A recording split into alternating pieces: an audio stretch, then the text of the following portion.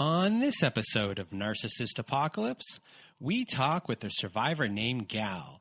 And Gal was in a toxic relationship with a victim-playing narcissist. It's a story of crazy exes, infidelity, accepting the love you think you deserve, and finding yourself again in the aftermath of abuse.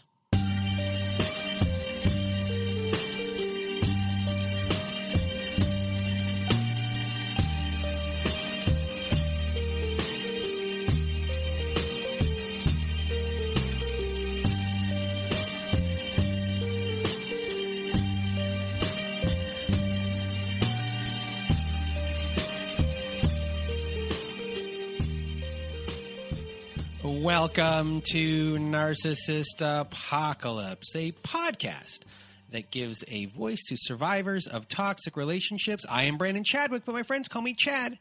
And thanks for tuning into this episode.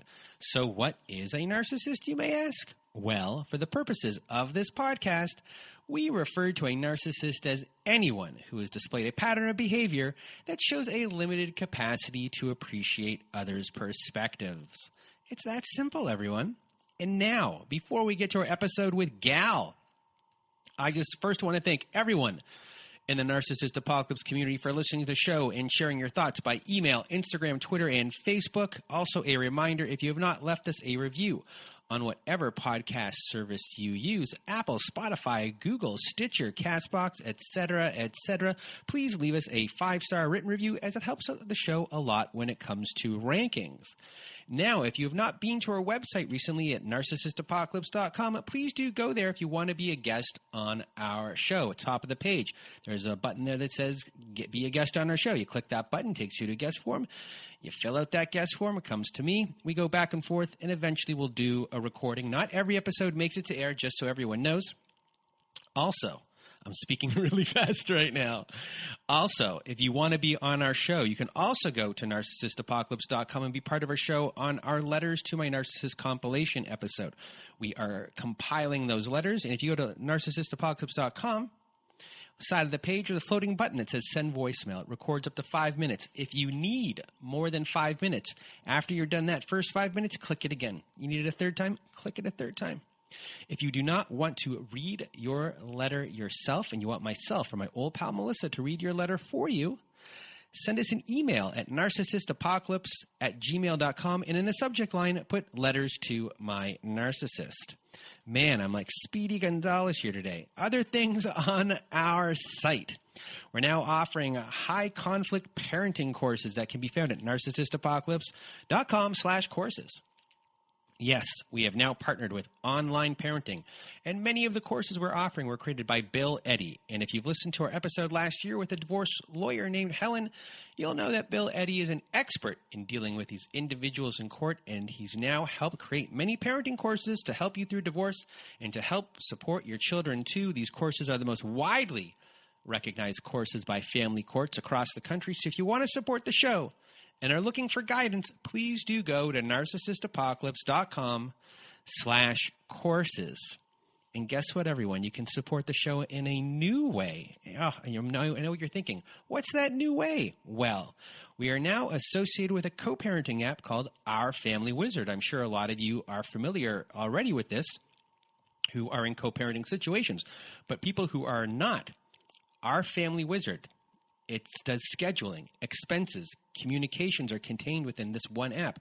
So you can solve shared custody challenges faster and without confusion.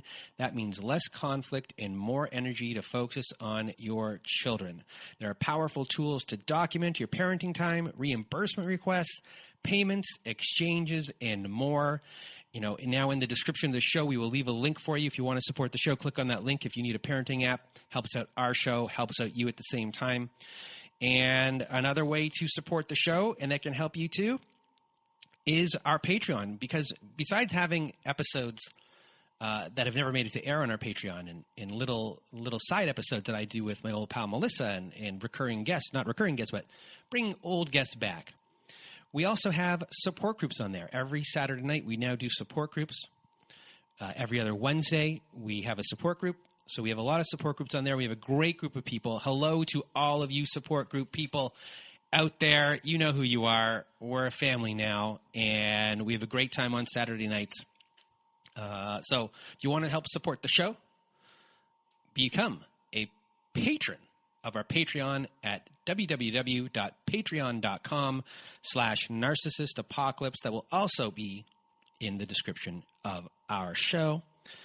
And I guess one last thing here, everyone, before we start the show. This is a long one, which is why I'm trying to be as speedy as possible right now. Each segment of this episode has its own focus, and you'll hear more about the devaluation in the later stages of this episode, even though it happened throughout, just kind of how the episode unfolded. A little bit of a trigger warning on language. It does get aggressive in certain spots. I did my best to quiet these areas down. I'm not sure if I got all of them, but I did my best. And that's it, everyone. Here is this episode. I'm going to get out of my way and your way. Here is my conversation with Gal. Welcome to Narcissist Apocalypse, everyone. With me today, I have Gal. How are you, Gal? I am awesome, Chad. Thank you so much for this opportunity. Something I've been wanting to do for a long time, and I'm just really excited that I can hopefully educate some people, give them hope, and let them know they're not alone and that they're not crazy and they are valuable. Well, I can't wait to hear your story. It's unfortunate that you are here with me today, but I know that your story is going to help a lot of people, and I'm just going to stop rambling. I'm going to get out of my way and your way. Gal, the floor is now yours. Awesome. So my story is very long. This could probably be a 2 or 3 part series, so I'll try to get as many points across as I can. Yeah, so little back history real quick, just so people can see who I am and where I was. So I was married. My ex-husband is still one of my very best friends. He's not my abuser. He's a wonderful man, and till the day I die, I'll never have anything negative to say about him. We have a beautiful son together who is our world. He's always been our number one priority, and we still even do birthdays and holidays and everything together. We're just amazing friends, good co-parents, and we never had arguments in our marriage. There was never any infidelity. There was never anything that people normally divorce for. It was very, we were more like, I would say, roommates, and there was no intimacy, and I don't mean physically, just any kind of romantic connection. It was just kind of dead. So our divorce was very amicable. It was still hard, but it was very peaceful. We actually didn't even go to court. We wrote up our own separation agreement together at the kitchen table and went to the bank and had it notarized and then filed it with the court and sat outside the courthouse hugging and crying and just kind of like high-fived, like, we got this. Our son's going to be okay. So if anything, I feel like that goes to show the kind of people we are, the kind of parents we are, and we're just not confrontational. We're drama-free people. So I had gone through my separation and pending divorce in 2014, and I was really happy. I was really successful in my career in real estate. I had my own place for the first time in over 10 years, and I was really finding myself again. I had 50-50 custody with my son's dad, so he's with him a week, he's with me a week. So it gave me a lot of time to actually be able to give myself self-love, self-care, focus on work, or be lazy, whatever I wanted to do, which, was a blessing. And so I was able to start getting into things and hobbies I haven't been able to do because I was a mom, I was a wife, and started taking pole fitness, which I love.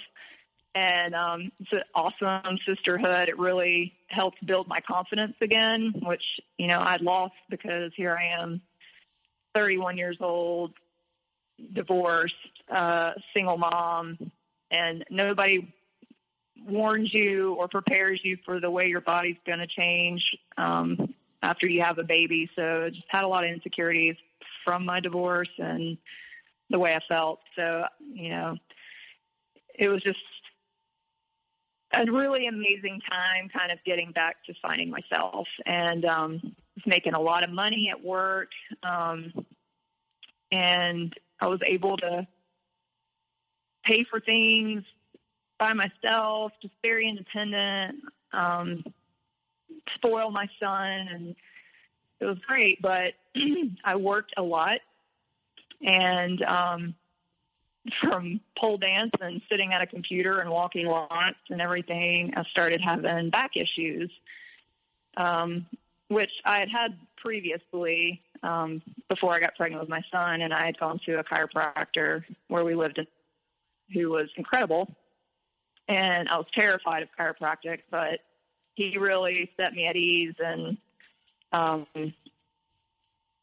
just changed my life, really, and how I took care of myself. So I was really hoping to get established with a chiropractor here. I knew, because I held the bar so high for my first chiropractor, that I would never find another one like him. But nonetheless, I went to one of the most well-known and prestigious, I guess, in chiropractors here. And didn't really care for, I'll refer to my ex as Dr. Jekyll and Mr. Hyde. Okay. Because that's exactly who he is. He was very arrogant. There was zero attraction at all. And that dating or wanting to meet somebody was the furthest thing from my mind. I just was in pain and trying to take care of myself. And he was very cocky and just boisterous, and he made the stupidest, cheesiest jokes and laughs at himself, and he would cut down on himself. It was just weird, but I'm like, this guy's kind of a tool, but whatever. He did my x-rays and took me into this private room up front at his office to go over my x-rays. And he walked in and he was like, how you doing? Where you been? Because I had gone once before when we first moved back to North Carolina a year previous, and I didn't like how he adjusted. So I didn't go back, but since I'd already been, I decided to give it a shot. So it had been over a year since I had been there. But anyway, so we're in the room going over my x-rays, and he walks in, and he was just like, you know, how you been? Where you going? Making jokes. And he was giving me a hard time for not being there. And he asked me, he was like, you know, did we piss you off? Is that why you're not here?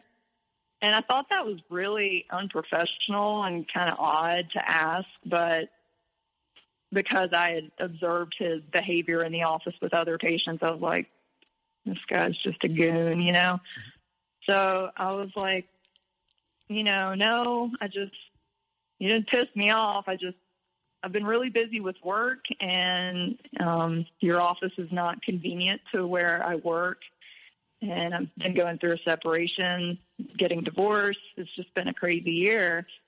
And immediately his tone and whole demeanor changed. And he was very interested and almost empathetic, and just leaned in. He was like, I'm so sorry to hear that. That's hard. He was like, I'm actually going through a divorce myself. And I was like, oh, I'm sorry, you know. And he then was like, you know, maybe we should grab a beer sometime and talk about it. And I was like, okay, yeah, whatever. Like, no interest. And I'm in a doctor's office, so it was just kind of weird, you know? Like, so I got adjusted, no big deal, went to work. And then the following weekend, I flew to Florida to surprise my best friend from college, and like organize that with her boyfriend at the time, now husband. So it was a big surprise. I was so excited, and mostly excited that I got time off and had the ability to do that, and like spoiled her the whole weekend. So I was really excited. And the first night we were there, we were sitting on her porch, and I hear this weird like on my phone, and I was like, "What's that?"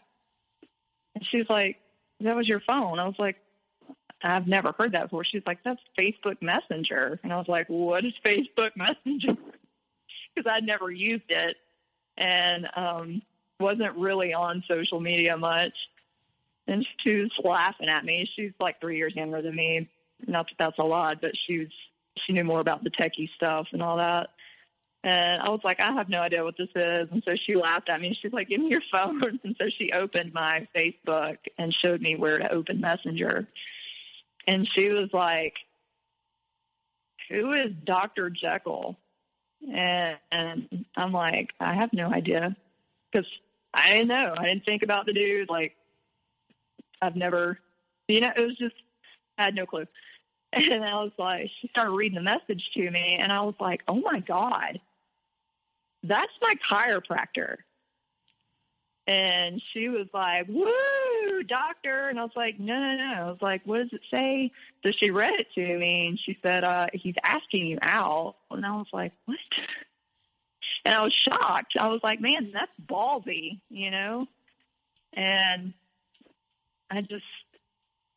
And literally we're sitting there talking about my pending divorce, and she was my maid of honor in my wedding. Like, she knows my ex-husband very well, and she loves him, and she was, being supportive, good friend, whatever.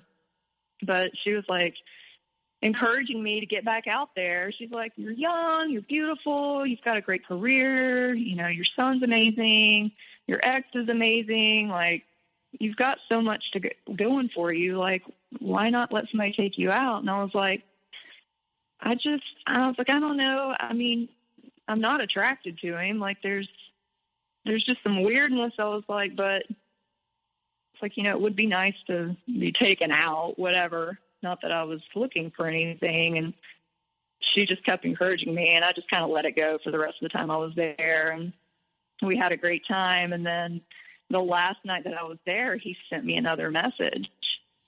And I was like, "Oh my God, what do I say to him?"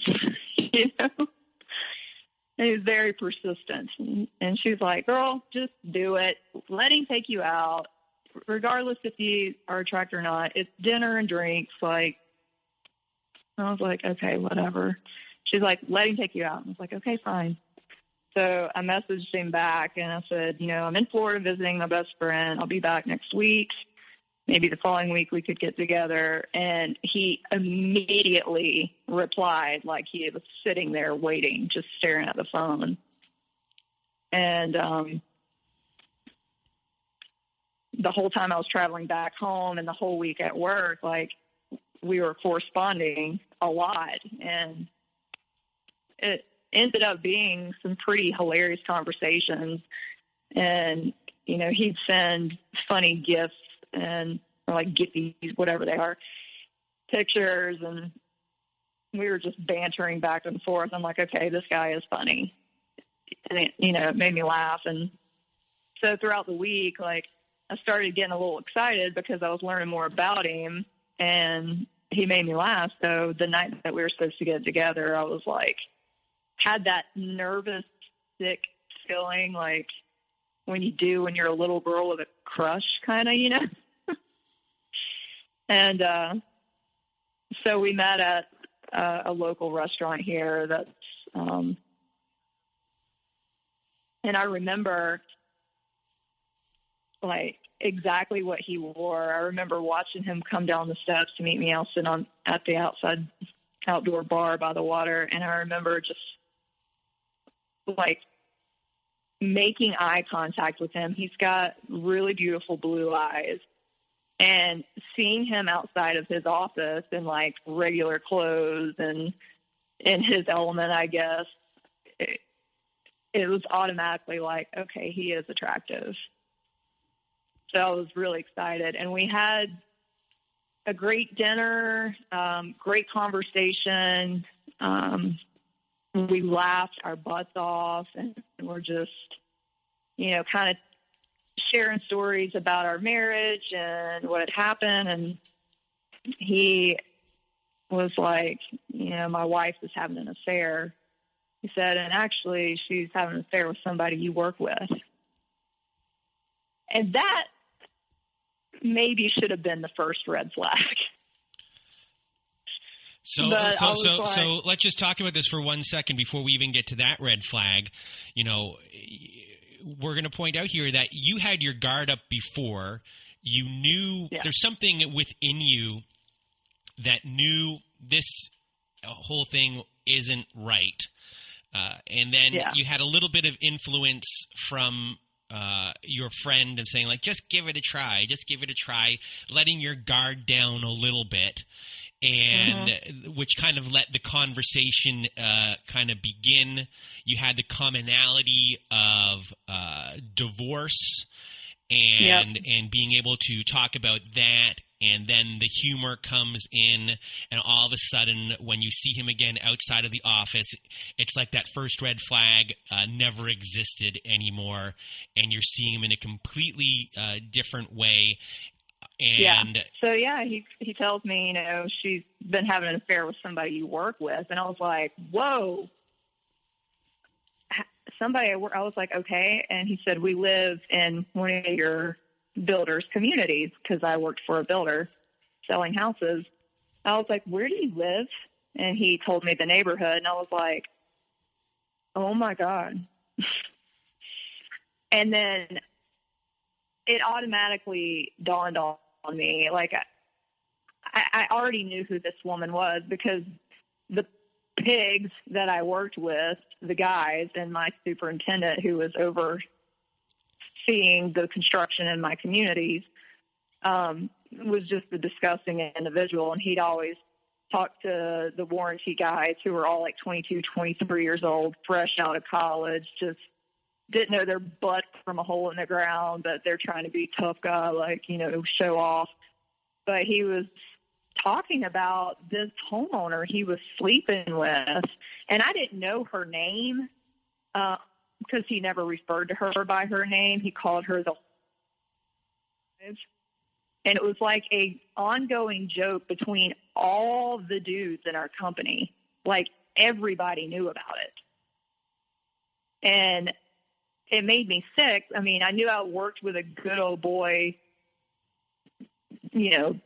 old money group of people, but just like, that's a liability in itself. You can't sleep with your homeowners that are married. But it was a common joke between all the construction guys. And they would always come have lunch in our model homes before they'd go to their next job or whatever.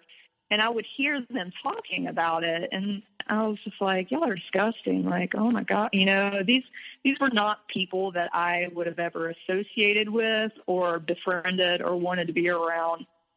But because I worked with them, I was in their environment, So just to clarify, this was a subdivision.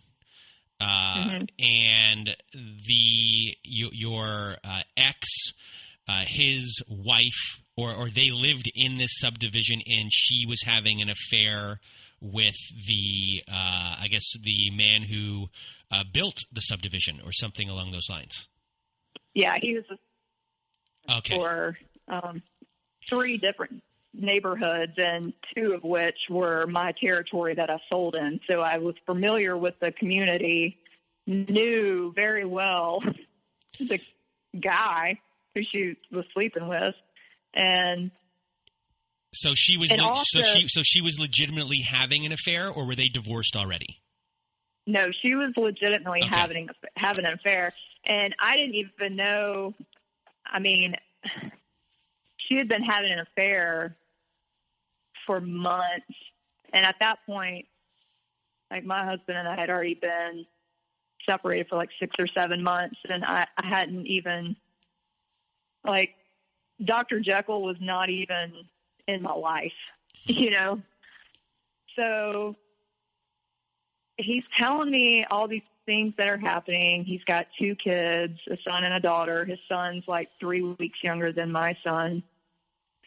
And my heart just broke. Like, he was giving me all the details of how he found out, and his partner that works with him, like, found her on a dating website. And it was just, oh my gosh. And he made her out to sound like this monster, like she's crazy. She had kicked him out, and they had been separated so many times before. And every time they separated, she would sleep with another guy, and she had just destroyed his world. She wouldn't let him be with his kids, and blah, blah, blah, blah. And I was just like, oh my gosh. Like, so I really felt a lot of compassion for him. And it was, ended up that, like, the restaurant was closing, and we were like, crap, like, where'd the night go? We better close out.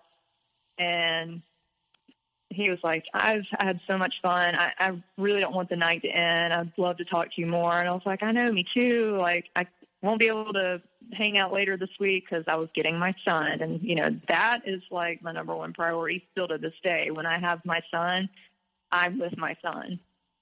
And he was like, do you want to come to my place?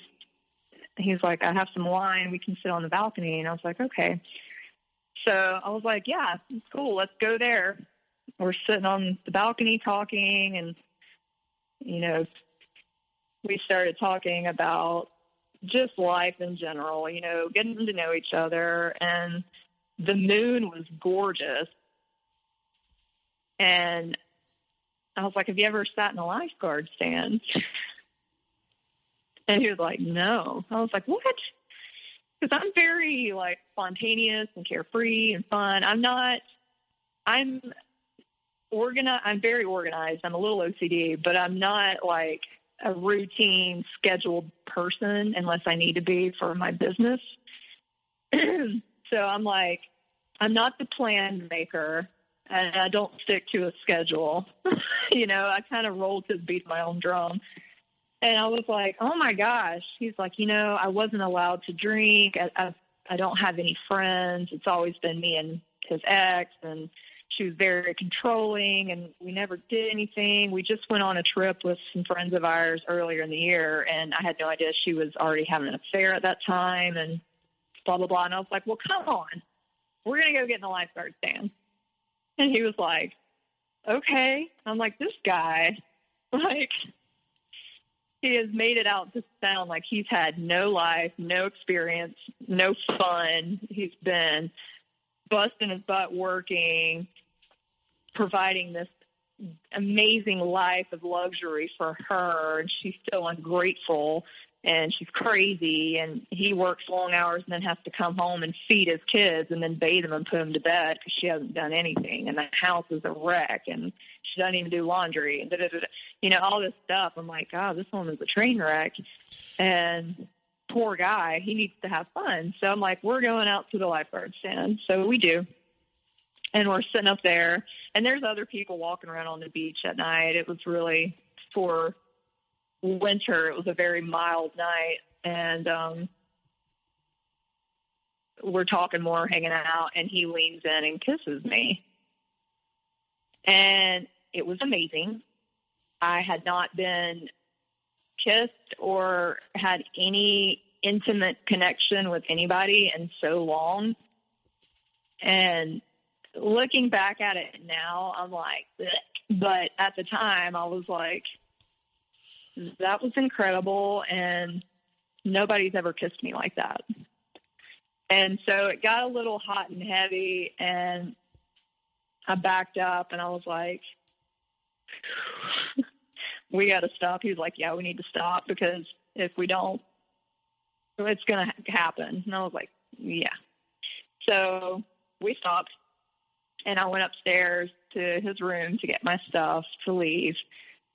And I was like, I had a great time. Like, it's 3:00 in the morning at this point. And I'm like, I really want to see you again. Is that wrong? He's like, no, I really want to see you too. And he's like, when do you come in again to get adjusted? And I was like, day after tomorrow or something, because I was on like a every 2-day adjustment for like the first 2 weeks, and then once a week and whatever maintenance care. So I got to see him for my adjustment or whatever, and so I had my son. Sorry, at this point, you have gone on one date with him. You feel that he's been wronged. You have an actual real truth that his wife has cheated on him. You have that backed up by someone else or other people, so you know it's true. Yep.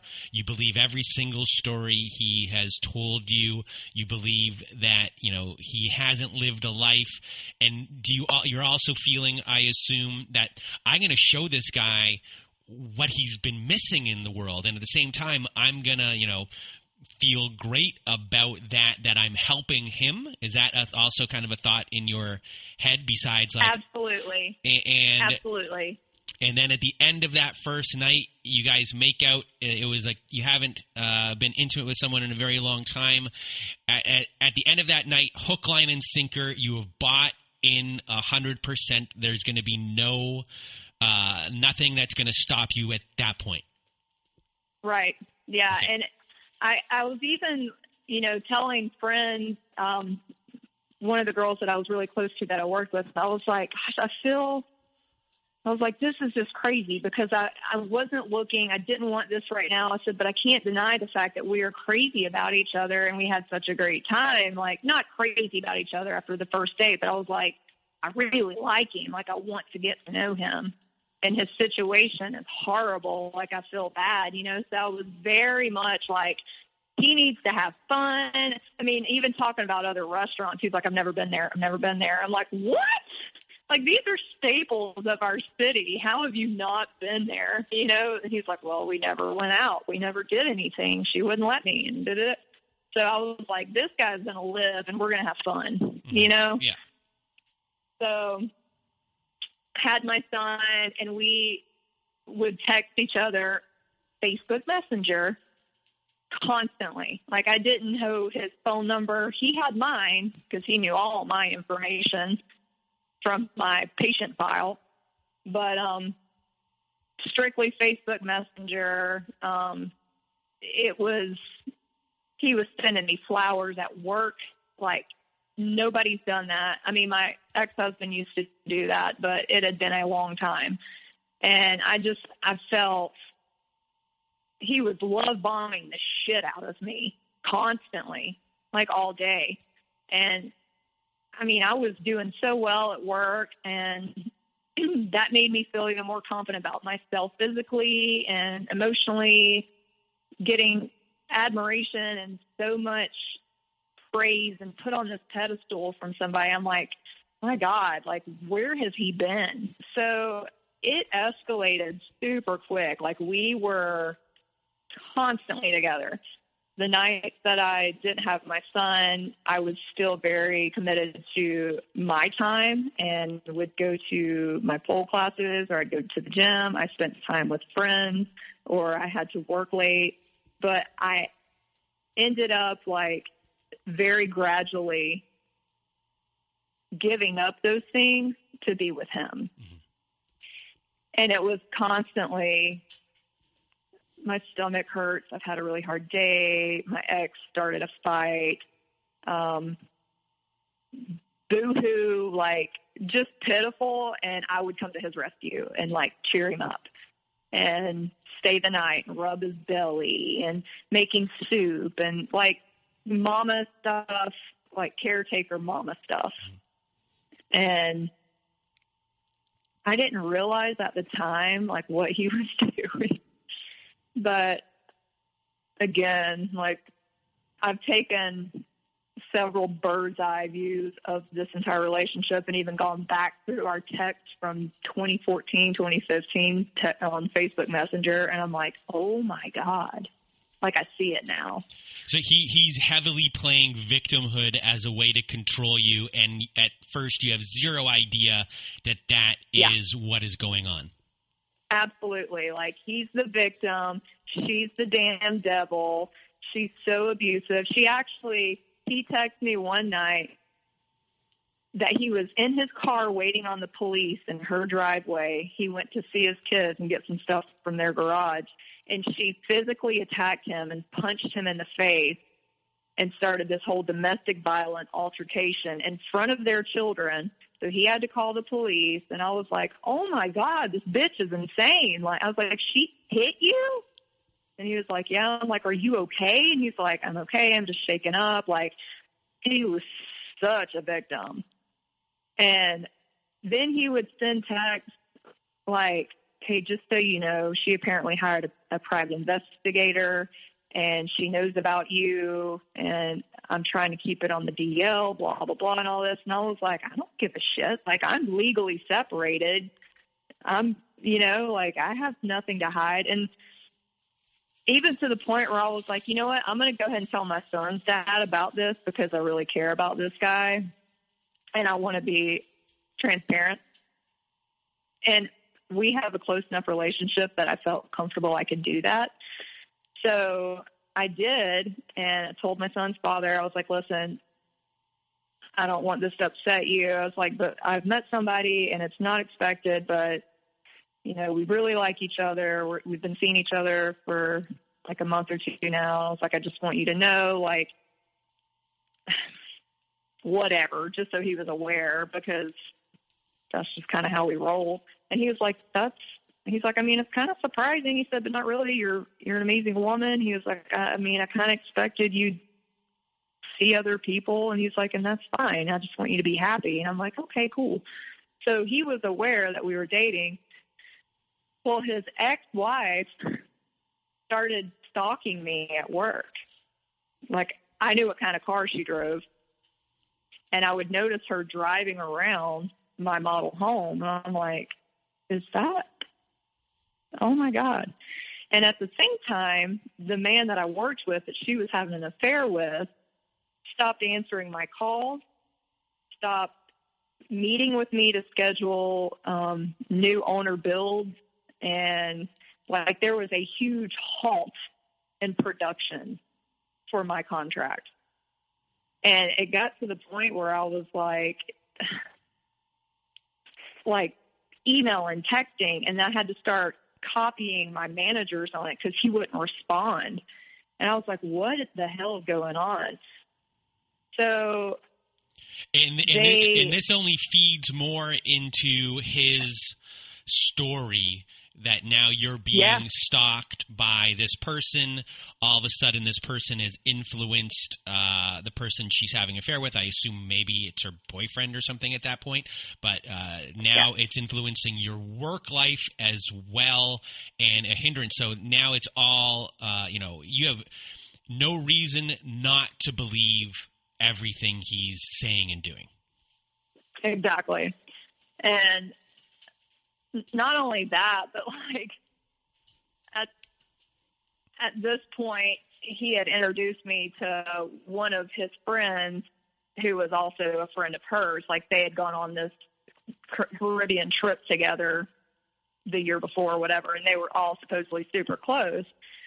And so when I met his friend, he was also married, and I had a lot of red flags about his friend because I'm going to call him Matthew.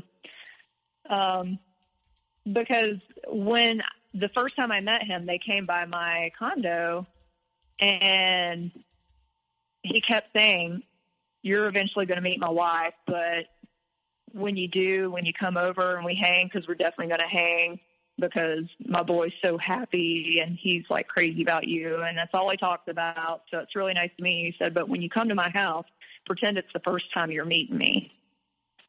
And I was like, what? Why? He's like, my wife will just get jealous and she'll think it's weird that I've met you first and she had. And he was like, just trust me. Like, she gets a little crazy too. And And I was like, okay, that's not cool. But I was so crazy about Dr. Jekyll. I was like, you know what? These are his friends. I want to give them a chance. Let me get to know them, because when you don't get along with your significant other's friends, it's stressful. And I was like, okay, I just met him. I'm not going to place judgment, but that's weird. But so we started hanging out with this couple. They're both wild. And I'm like, I can't keep up with these people. But it was fun. It was new people. I'm in this new relationship, like whatever. So I rolled with it. And, they were also telling me all these stories about Dr. Jekyll, Dr. Hyde's ex-wife. And they were like, oh, my gosh, she's crazy. Like, she accused him of trying to sleep with me and Matthew's wife and on their trip and all this stuff. And I'm like, what? I mean, I am completely convinced at this point that this woman is a psychopath, okay? And here's poor Dr. Jekyll just going through the ringer with this woman. And everybody was like, she just wants his money. Like, she hasn't had a job in 10 years and blah, blah, blah. And Dr. Jekyll was always like, he was like, that's why I love this girl so much, because she works. She takes care of her kids. She makes money. She's gorgeous. She's stylish. Like, she's fun. She's funny. We have the same hobbies, blah, blah, blah, like all this stuff. And I'm like, yeah, we're so dreamy. Like, but we got this crazy lady, like, stalking us. And then one weekend we went to Matthew's house and his wife, and we were having, like, a cookout. And I had my son and their daughter was there, and I brought my son's little bouncy house. They were 3. My son was 3.5, and their daughter was 6 at the time. And Dr. Jekyll's ex-wife drives by, and she's got his kids in the car with her, and she rolls down the window and starts screaming in front of her children and my son that I'm a pedophile and a whore and a home wrecker.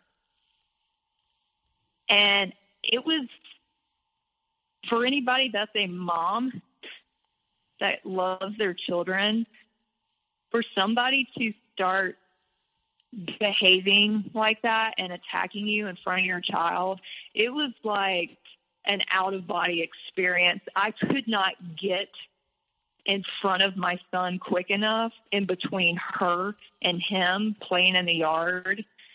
And it infuriated me.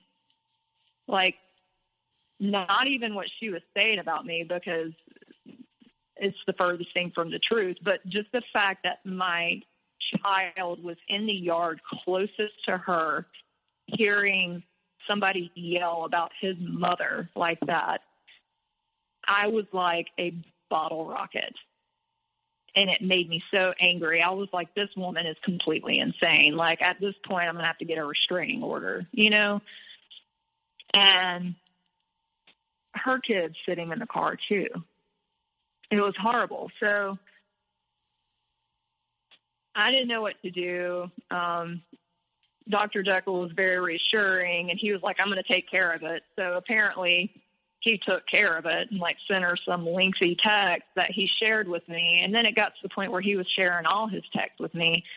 So I was trying to be encouraging to him, too. Like, okay, in these texts you're sending her, instead of saying this, maybe just give her short 1-letter or 2-word answers. Don't even go into it. Don't defend yourself. Don't keep stirring it up. Like, she wants you to fight with her. Like, just ignore it and only communicate about the kids, like all this stuff. And I even took time out of my workday to Google, like, how to handle abusive partners going through a divorce. And I found this app called Our Family Wizard. And I was like, you need to download this and have your attorneys implement it in your child custody stuff. Like, this is the only way y'all can communicate. And he's like, oh my gosh, thank you so much. Like, it flags certain words. You can only talk about the kids. There's only so much you can put in an email. You can even pay your child support through it. Like, you don't have to be near them, which is a great tool for anybody divorcing a narcissist. Like, minimal contact if you have kids, you know? So I told him all about this, and he's like, yeah, I'm going to do that, blah, blah, blah. Well, weeks and months would go by, and I'm like, why are you still going over there and getting in these fights and these text wars? Like, did you not download the app? And he's like, oh, I couldn't get it to work. There was always some ridiculous excuse, or her dog's hurt. I got to go over there and take care of the dog. And I'm like, tell her to take the dog to the vet, you know, like, she's so abusive and mean. Why do you keep putting yourself in this situation? And things just started to not add up, like, pretty quickly. So I started noticing, like, him pulling away a little bit. And, you know, I was so into him. We were constantly together, and he started, like, being on his phone all the time or going to the bathroom all the time.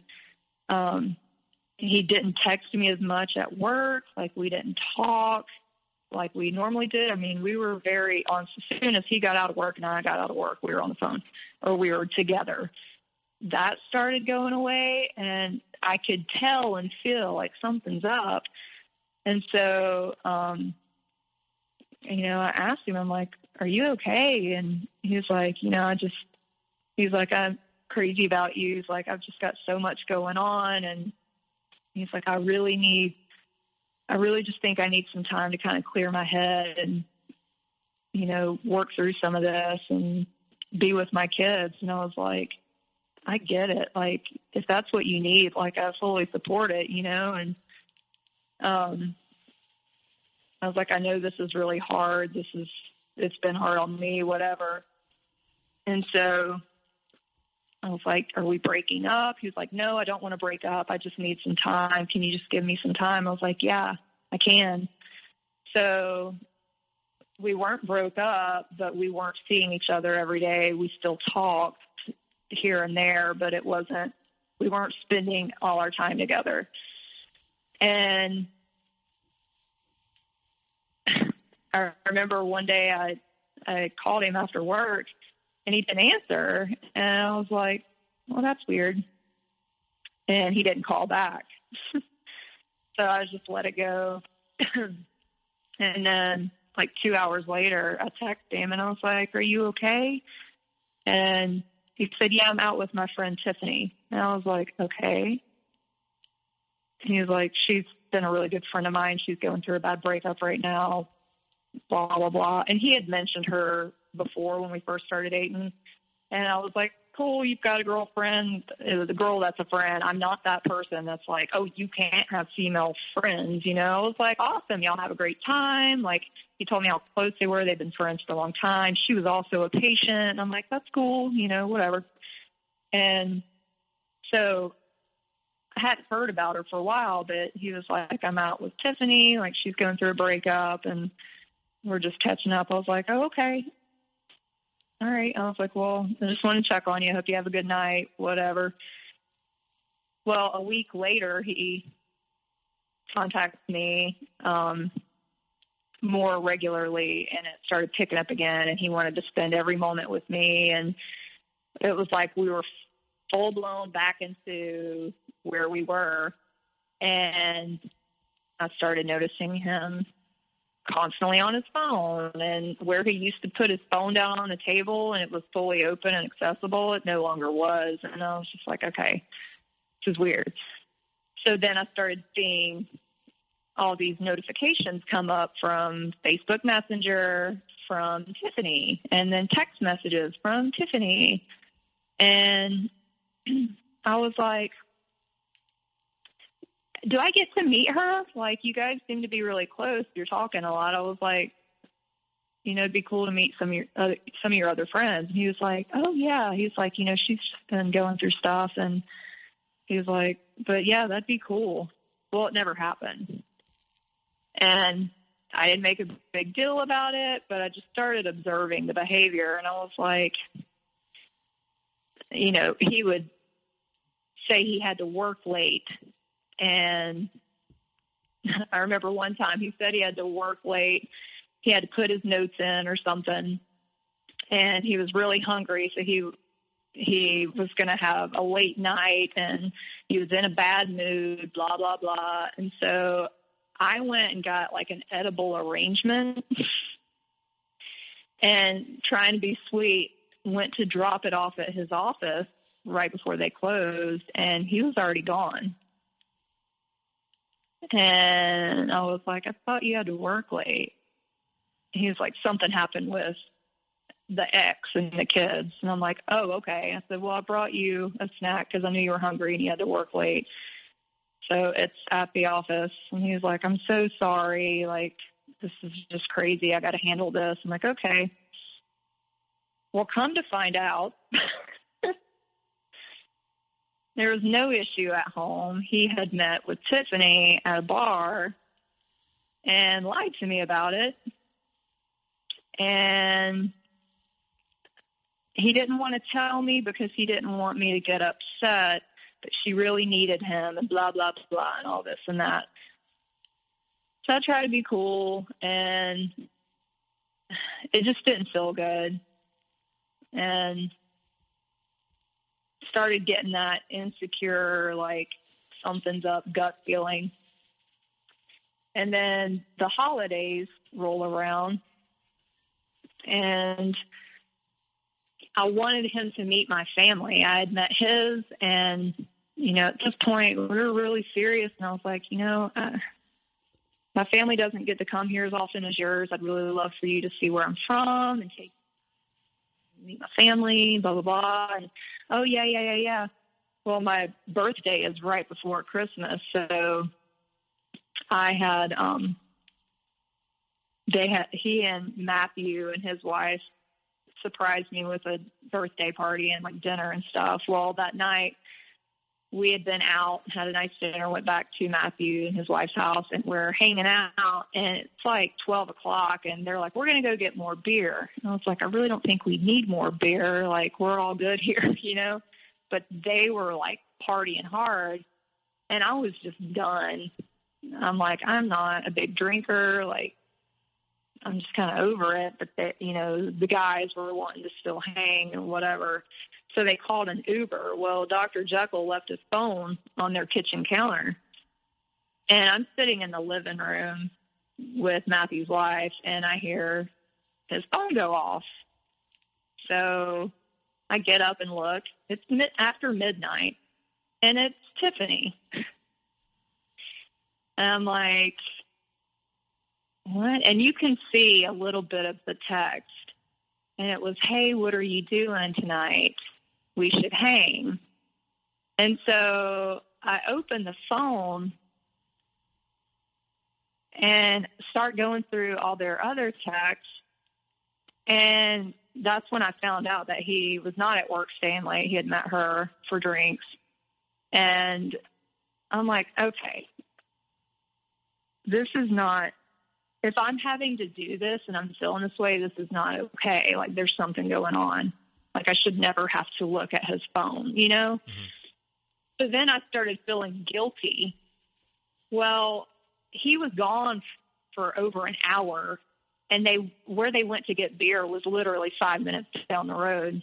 Of course, he left his phone. So Matthew's wife and I are like, where are they? Like, what are they doing?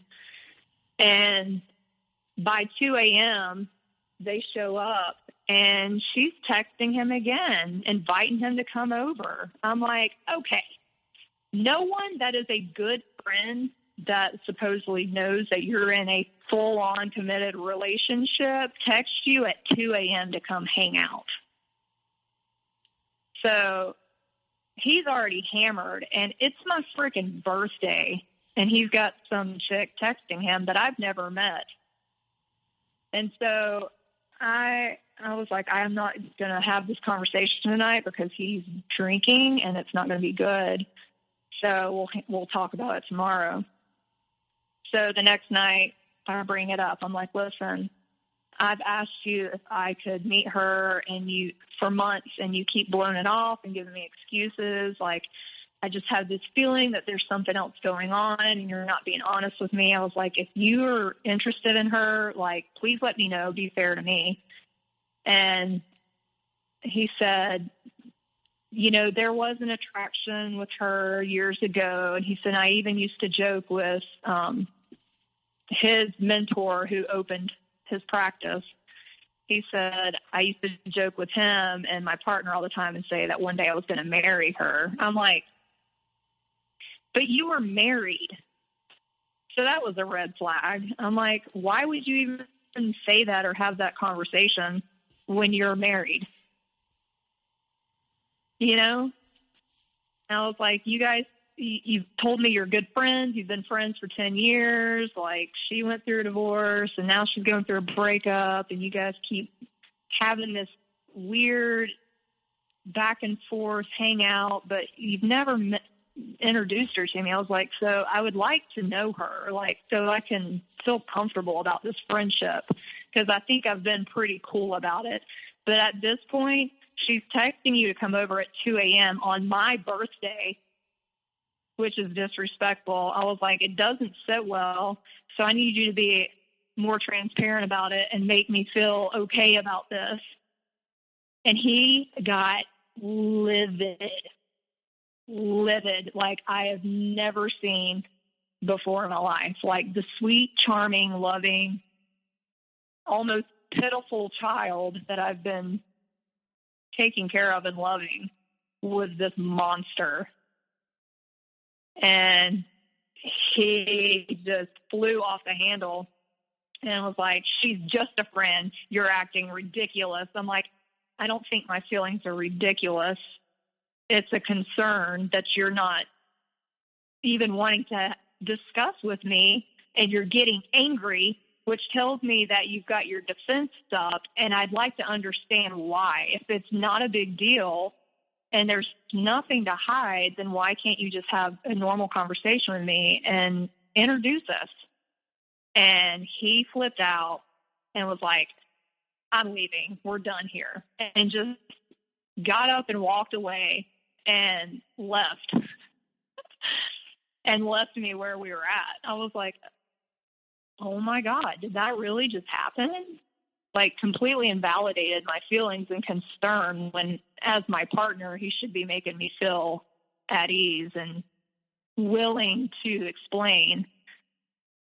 So that was our first argument. And the following week was before Christmas, and we didn't speak much. And I'm like, you're supposed to be coming home with me to meet my family. Like, where are we at? This is super uncomfortable. And I was really hurt. And he was like, we're fine. I'm sorry I acted that way. I just got so much on me. I'm really stressed about the practice because it's the holidays and it's slow, and my ex is crazy and dealing with that. And he's like, and whatever. There was always an excuse, and it was always somebody else's fault. Like, he had zero accountability and could not self-soothe or handle anything that was his responsibility. And it was like becoming very obvious to me that he just was a very high-strung individual, and his whole personality and temperament I could see shifting. And I was like, where was this charming, loving, like, supportive, just like, where's our passion? Like, we were fire, and now it's like I feel like I'm on fire. And so, he kind of swept it under the rug, and he was like, just don't worry about it. It's not an issue. It's not even a thing. She's just a friend. Okay. Well, a week goes by before Christmas, and she's texting him and inviting him to her mom's Christmas party with her. And I was like, oh, well, are we going? He was like, well, she just invited me. I was like, well, that's really inappropriate and shitty because you're my boyfriend. So I'm not cool with that.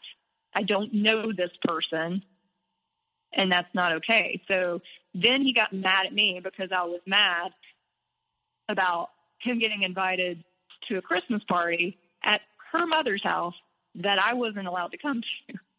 And I was like, how does that make me an asshole? How would you feel if the tables were turned? He's like, you're just being ridiculous. She's a friend, blah, blah, blah. Okay, whatever. So then we go through the holiday. He comes home with me, meets my entire family, and immediately, like, he was an ass the entire time. Like, there was no connection. We weren't joking. Like, he acted miserable. He was on his phone the entire time. And everyone in my family was like, I wanted them to love him so much as I did. But everybody was like, I don't know. Like, Cal, this guy, both my biological father and my stepdad were like, I don't know. There's just something about him I just don't trust. Like, and that really upset me, but it was also kind of an eye-opener because I trust my dad. The day we left, it was a Tuesday morning, and his office doesn't open until 1 o'clock. So we got up real early and left, and I drove him straight to work. Like, I let him sleep the whole way there, and I drove. And I was like, you know, when you get off today, I'm going to make dinner. And I had my son that night. I was like, I'll make dinner. Just come by and we'll eat. And I was like, I'm sorry this weekend didn't turn out the way I hoped it did. I was like, I hope we're okay and we can work through this, whatever's going on. He was like, we're fine. He's like, I'm sorry. I'm just in a weird space right now, blah, blah, blah. And I'm like, okay. And he was like, I love you so much. Like, you are my world, and you are the only person that has ever shown me what real love is. And I just don't want you to worry about anything. And I'm just in a weird space, but, you know, we're fine. And I enjoyed going to meet your family. They're wonderful people, blah, blah, blah. And I was like, okay, like, so 6 o'clock comes around, which is when his office closes, and he normally leaves right at closing or shortly after, because he has never stayed and put in notes or been extra anything. Like, when he's done, he's done. 6 o'clock comes, and I text him, like, hey, babe, you know, dinner's in the oven. It should be ready in a little bit. What's your ETA? No response. So I called him. I'm like, where, you know, what's going on? Didn't answer. Goes to voicemail. I'm like, where are you? Are you okay? Like, dinner's ready. Like, are you almost here? Let me know. I'm going to go ahead and feed my son. An hour goes by, still nothing. And so I'm getting really upset. And finally, around 7:30, he sends me a text instead of a phone call. And he says, I'm really sorry. I need the night to myself. Being in the car with you today on the way home, seeing your son in the back kind of scared me. It felt like we were a family, and I just need to clear my head. And Tiffany is house sitting for a friend of hers down at Wrightsville Beach, and she's got a bunch of friends in town. So they invited me to come over and hang. I'm just going to go over and eat with them and maybe have a drink and then go home and try to get some sleep. I was like, oh, hell no. Like, are you kidding me right now? I was like, we had plans, and you're going to hang out with her. And we literally 8 hours ago just got back from you meeting my entire family, and you're blowing us off for plans that we had to go hang out with the girl that's been texting you at 2 a.m. Seriously? So I was heartbroken, immediately lost my appetite and terrified. I knew in my gut that shit was sideways, something was going on, and I couldn't leave. You know, I had my child. And so I literally went into that discard, devaluation immediately. Like, I don't love him enough. I'm not good enough. I'm not pretty enough.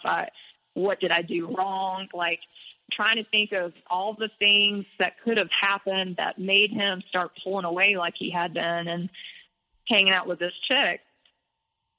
So I was up all night, and I would send him texts.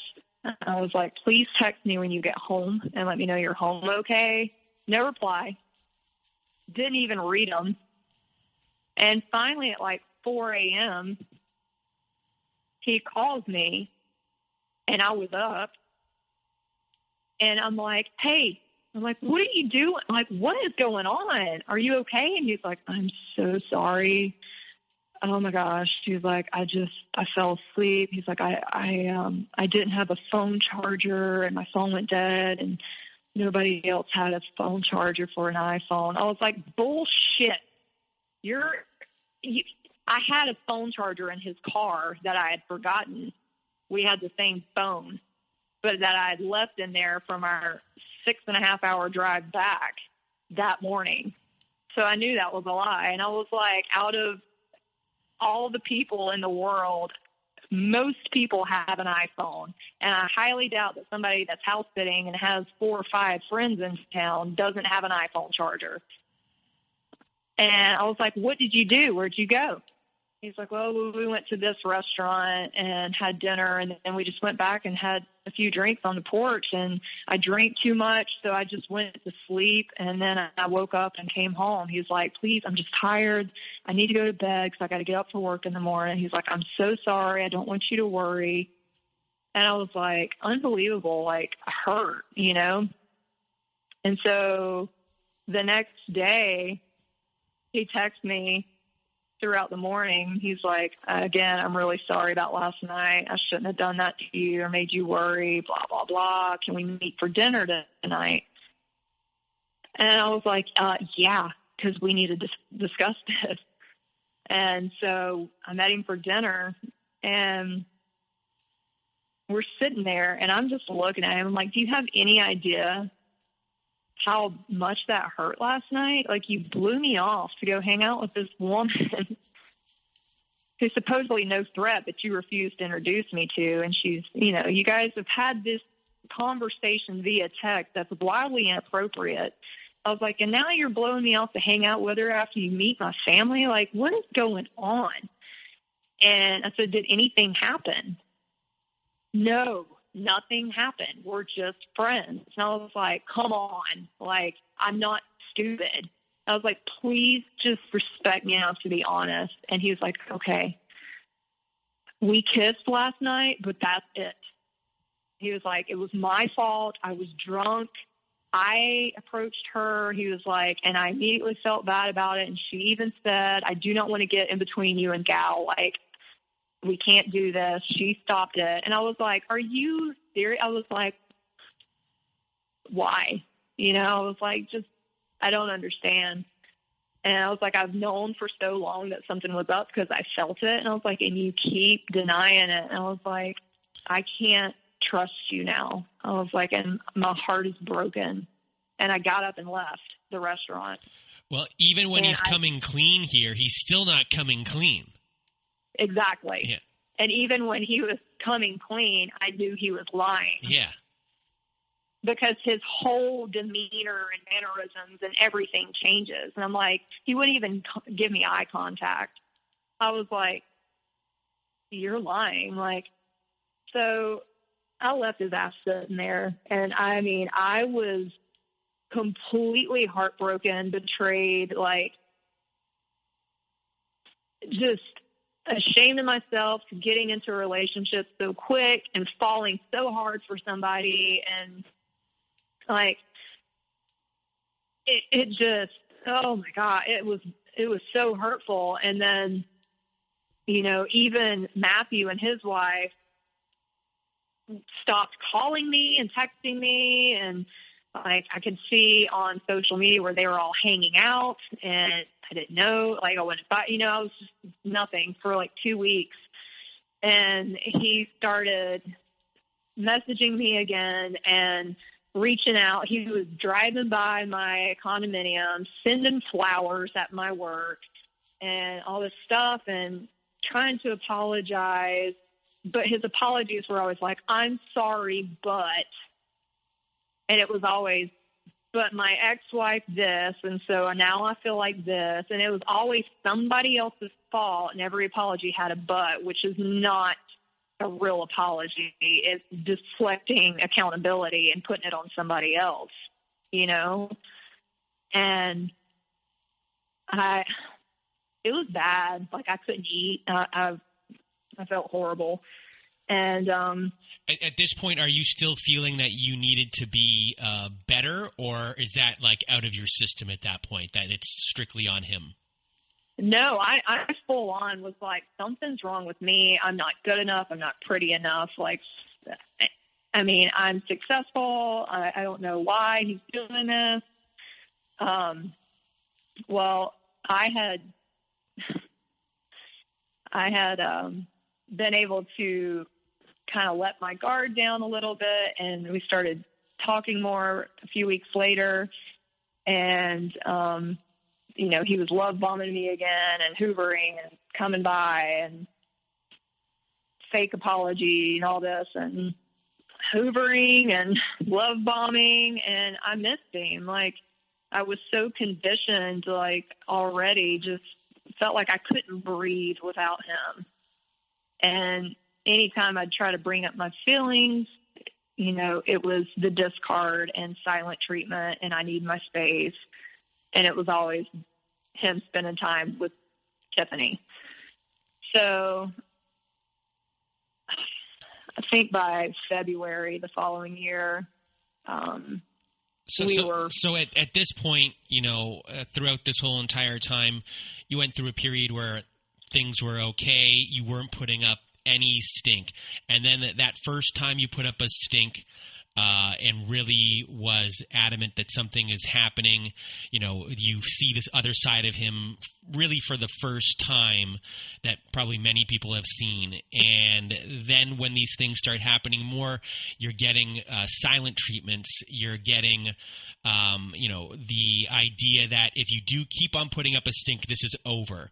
And then you're getting, you're now getting complete separation, and then he comes back, and then, you know, he knows he has you at this point of how you're feeling, and this time, at this point of the relationship, when you're back, he's really in control in the sense of, you know, at this point, you're self-regulating yourself in every way, knowing what the possible outcomes are going to be, which is, I'm going to leave, I'm going to leave, I'm going to leave, and you're so hooked in with your trauma bond at this point that that's the last thing you want. And you know, the person who you were before and the relationship that it was at the beginning, where it was all about his ex-wife and, you know, all of these things, that's not a part of it anymore. Now there's someone else. Now you might be the ex-wife. You don't know what's being said about you to you know, Tiffany at all.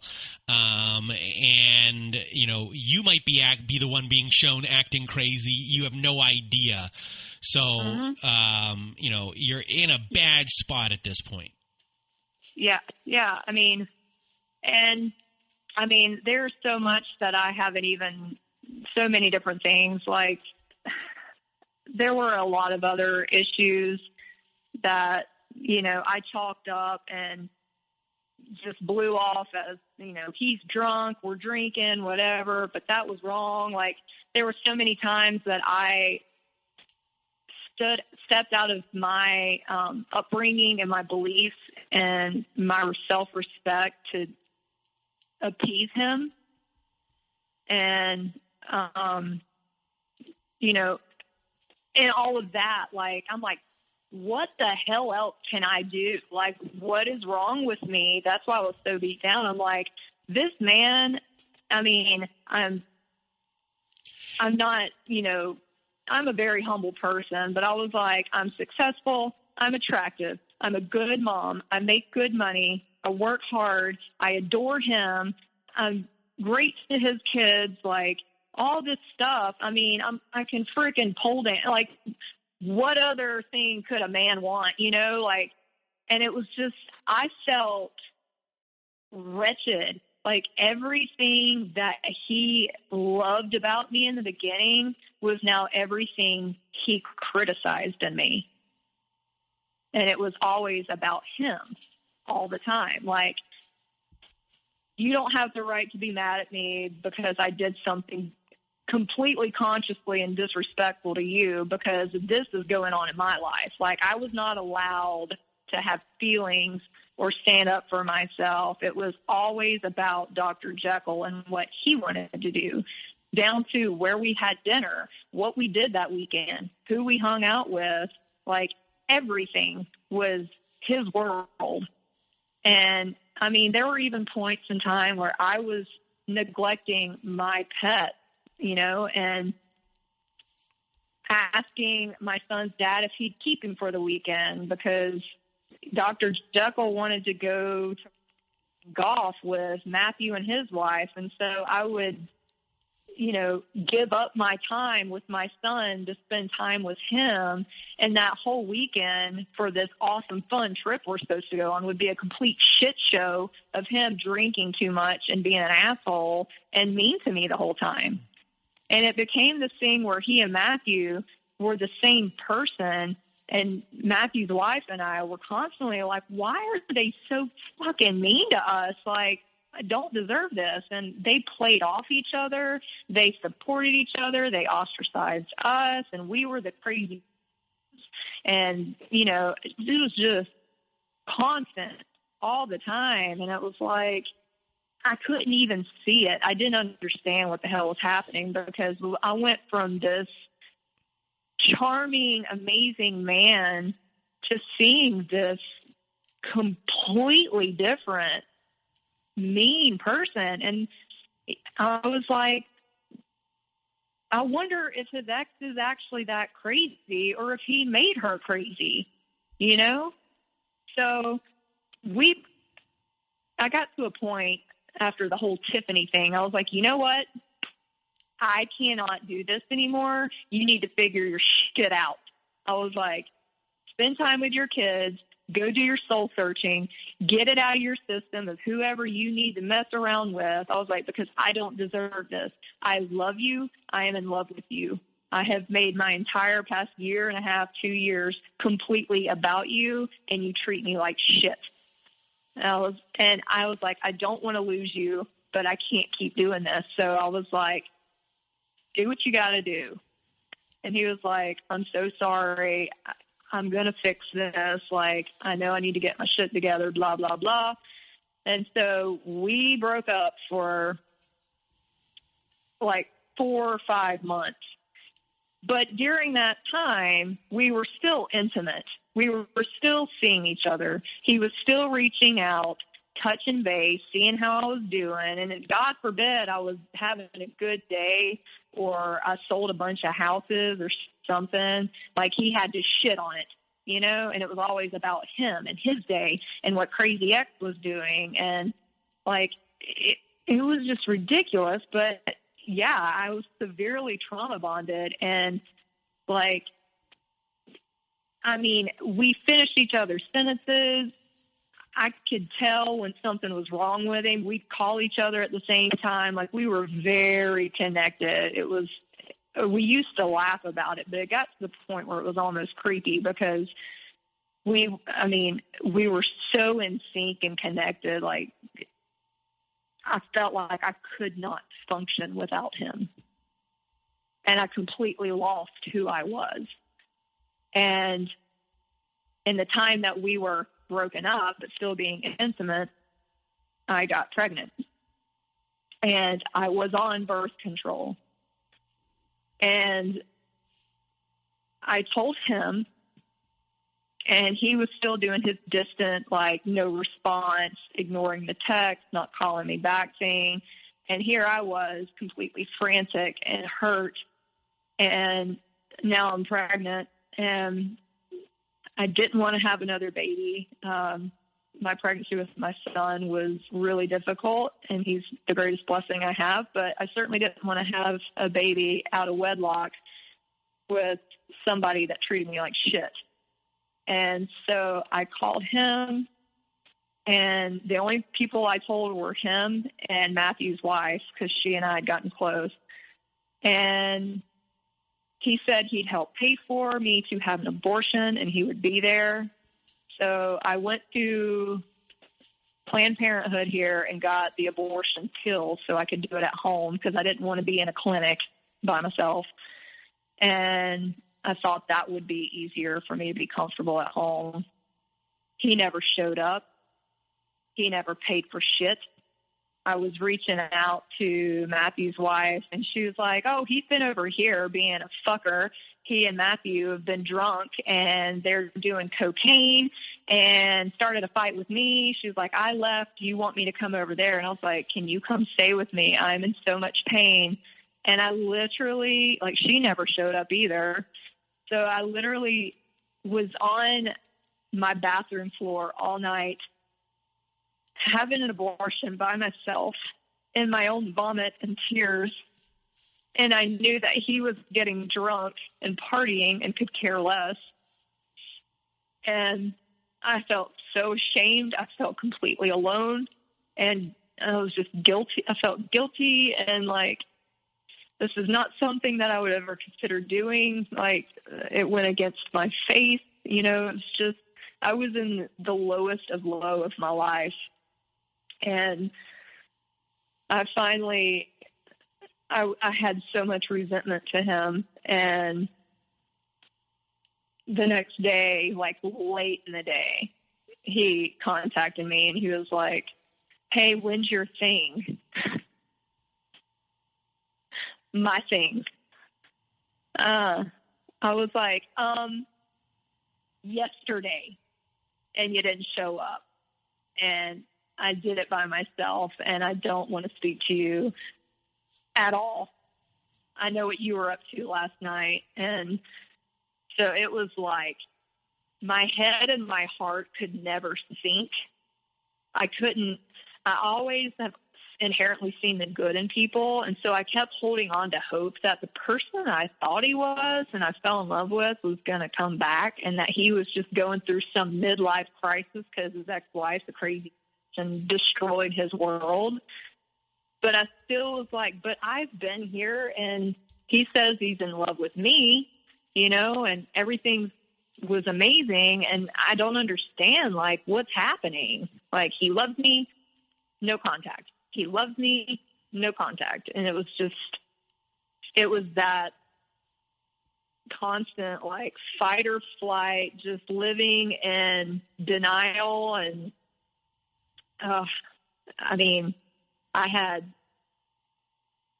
no sense of self anymore. Like, I completely got my self-worth and everything from how he made me feel. And it was really unhealthy. But yeah, so we broke up that summer of 2016. I had an abortion by myself. I sent him, my little brother and sister-in-law got married in that time. And, you know, that was hard. That was hard too, because I really wanted him to be my date at my brother's wedding. And, so it was hard going home after just 6 months ago. My entire family had met him, and now we were no more. You know, it was really hard. And so I kind of opened up to my mom about everything, and she was like, listen, your daddy didn't like him. She's like, I don't really trust him. Shit's just weird. She's like, the one time we've hung out with him, he was in his phone the whole time. She was like, things aren't adding up. His wife is batshit crazy enough for you to just not even want to bother. But I was like, Mama, I'm heartbroken. Like, I am in love with this person. He has broke my heart. This is what's happened. I was like, I don't know how to handle it. You know, I just got out of a marriage, wasn't expecting or looking, and I got wrapped up in this and thought I had found the one. And And she was like, well, honey, life's hard. And my mom is amazing and always supportive, but sometimes it's tough love and it's not what you want to hear, but what you need to hear. But I just couldn't accept it because I had no closure. It was just like he was off screwing around and could care less what I was dealing with or going through. And so I wrote him a really long email, and I was just like, I understand what you've gone through is difficult. Your entire world got ripped apart because your wife cheated.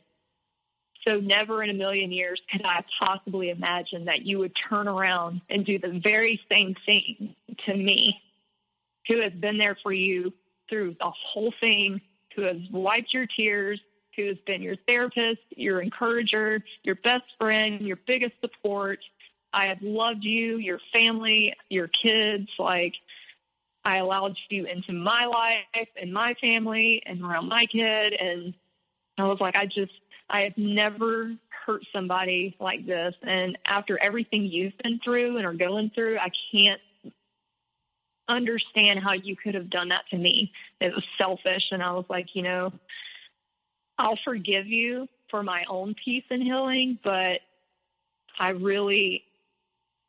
can't have somebody in my life that's going to treat me like that. And that's not how I was raised. And I feel like you really need to do some soul searching and connect with your kids. And, you've not been a good parent. The way you scream and yell at them is very upsetting to me. And it's not something I'm used to. I don't scream.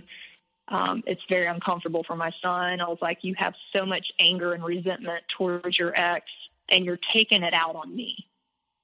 And it's not fair. And I was like, if Tiffany's the one you want to be with, then great. Good luck to you guys. Please stop contacting me, though. I was like, it's cruel. And so I went to my brother's wedding and then came back. And the day after I came back, I got an email reply back from him. And I immediately, and I'm not making this up, when I saw it in my inbox, I threw up on myself in my car. That's how spun out and heartbroken I was. And I was terrified what was in it.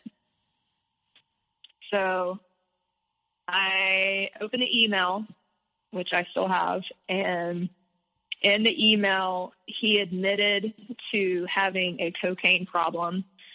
He admitted to cheating on me with Tiffany for a long time. In addition, in the 4 months we were broke up, he also slept with his waitress from another restaurant that we used to go to, and was talking about how broken he was and how sorry he was, and he was not that person, and he was scared, and he got scared because he realized I was the real deal, and he tried to sabotage it and push me away because he was in such a bad place, and I deserved better, and he didn't deserve to be loved, and it was this, oh, woe is me, I'm a piece of shit, you're so amazing, and you're the greatest gift and the greatest love I've ever had, and I would do anything to be with you. I want to fix this, and I understand I broke your trust and hurt you, and you've had to go through horrific things by yourself because I let you down, and blah, blah, blah, blah.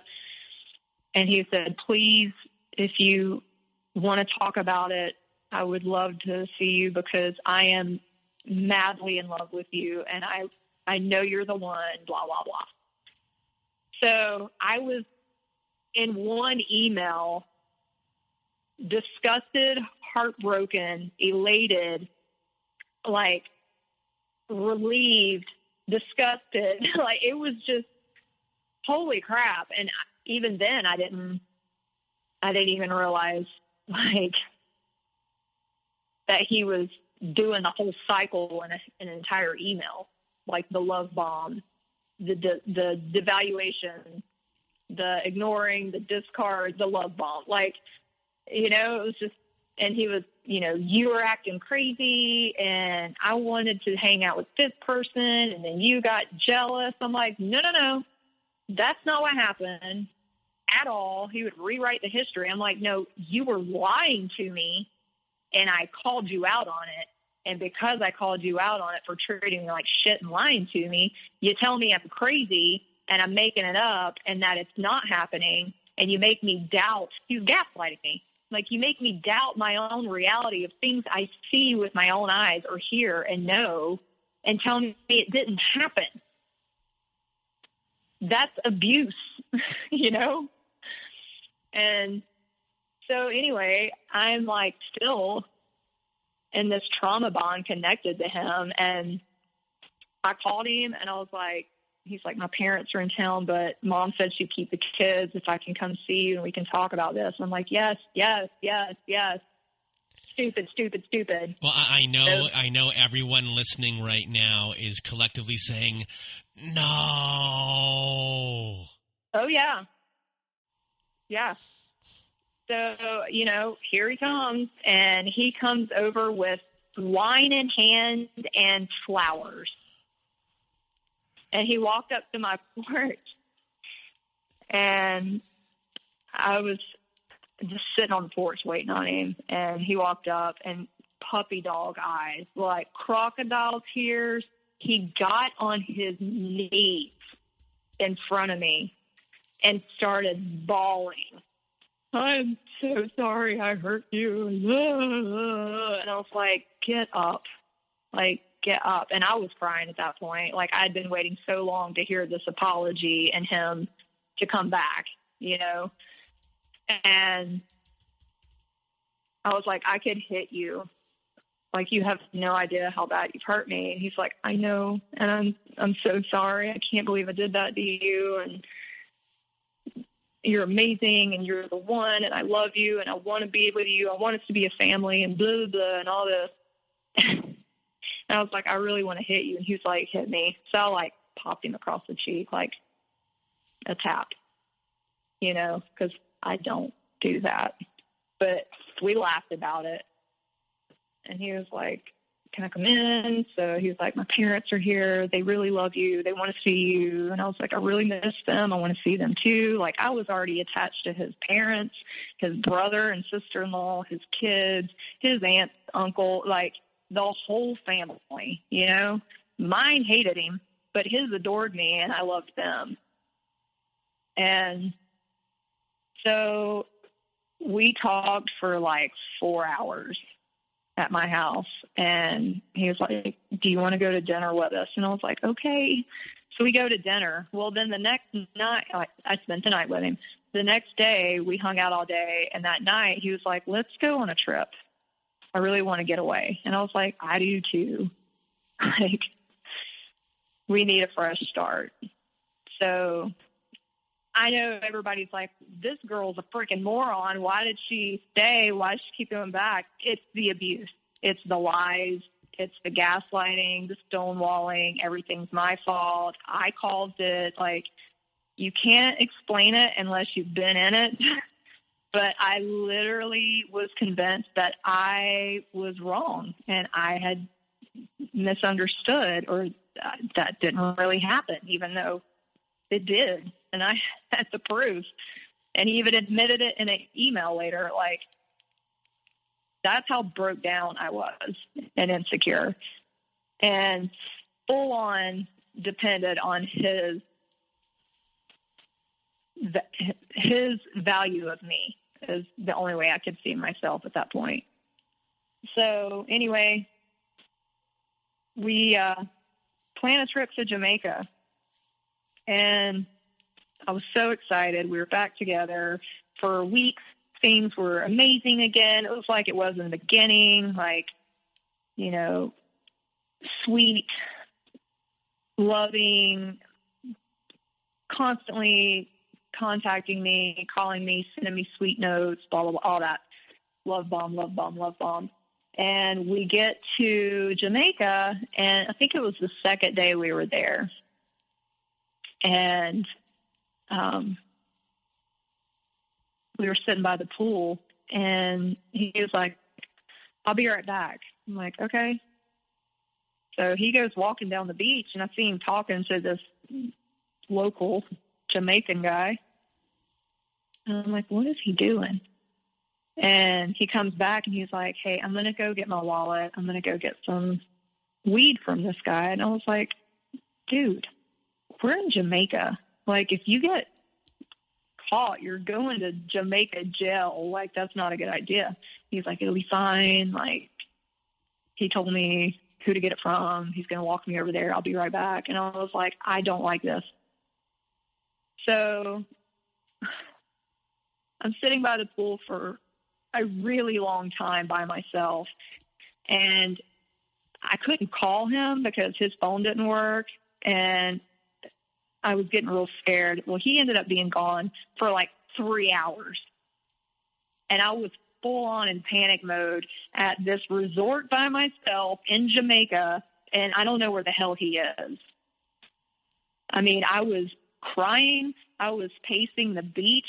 I would go back to the room to see if he was back in the room. I'd go back to the pool. I was texting him, even though I know they weren't getting delivered. Like, I was crazy, freaking out. And I didn't know, there was nothing I could do. I couldn't call the front desk or, you know, a family member and tell them what was going on, you know? So he finally comes back, and I am hysterical. I am in tears. I'm like, what the actual fuck are you doing? Like, I'm freaking out. And he was like, it's fine. I'm so sorry. I wanted to call you, but my phone isn't working. I was like, why did you do that? Like, I have been a mess looking for you and terrified, like you're gone, you're dead or whatever. I was like, all of that for weed? And he was like, all right, so I didn't get weed. I got us cocaine. I was like, fuck you. I'm not doing cocaine. Like, I don't like the shit. I don't like you doing it. You're even bigger of an asshole when you're on that. Like, why? I'm like, we're supposed to be here reconnecting and enjoying this and starting anew, and you're doing the same shit already. So we got in this huge fight, and of course, I was overreacting. I was ridiculous. My feelings didn't matter. We're supposed to be having fun, and I'm being like, oh my God. So I'm like, you know what? Do your freaking cocaine, doctor. You are a complete fraud to your own profession. And I don't want to be around you. I can't believe we're here right now. And I can't believe we're going through this again. I mean, it was unbelievable. And he was like, fine, I'll get rid of it. So he, like, in front of me, pours it in the toilet. And I'm like, okay, good. And I was like, please don't do that again. Well, the very next night, I'm like trying to be cool and get back in vacation mode and enjoy our time together. And we go out to dinner at one of the restaurants at the resort, and he's like, I'll be right back. I'm going to go to the bathroom. I'm like, okay. He comes back from the bathroom with cocaine smeared on his nose. I'm like, are you freaking kidding me? And he, like, wiped it off real quick. And I was like, you're high. He was like, no, I'm not. I'm like, dude, your eyes are big as saucers. You've got cotton mouth. And it was just on your nose. I am not stupid. And he's like, fine. Yes, I still kept some because I knew you'd be and freak out. And it'd be awesome if you could just be on vacation and have a good time and let loose and stop trying to control everything and be in a fuddy-duddy and da-da-da-da-da and all this crap about how I'm like, oh my God.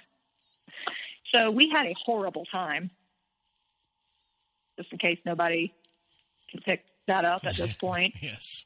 And we come home. As soon as we come home, I find out that he has been messaging a friend of mine named, whatever, it doesn't matter, another woman via Facebook Messenger who was also married. And we went to the movies.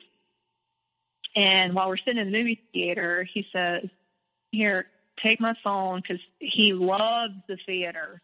Now I know why, because he's an actor.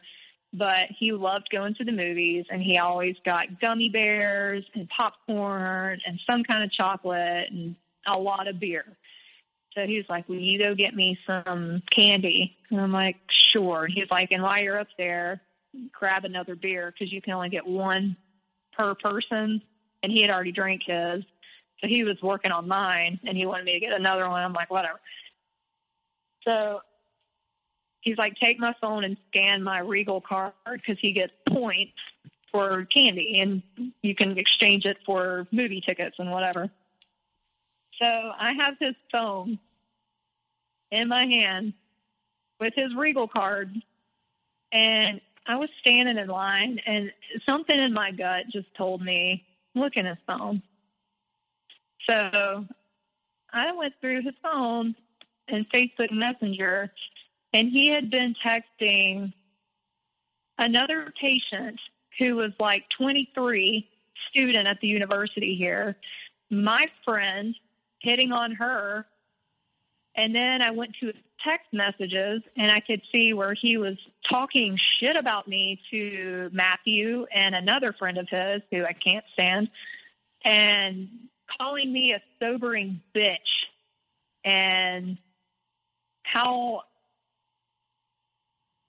full of crap I was, and how he was enjoying having a good time and talking to other women, and how he's trying to make it work with me, but that he was having a real hard time with it because I had just changed, and I wasn't as fun as I used to be, and he just wanted to have a good time and let loose, and who gives a shit if he did cocaine or smoked pot or whatever. He knew how to control it. He didn't have a problem. And I'm like, first of all, if you're lying about it and you're hiding it, you have a problem, period.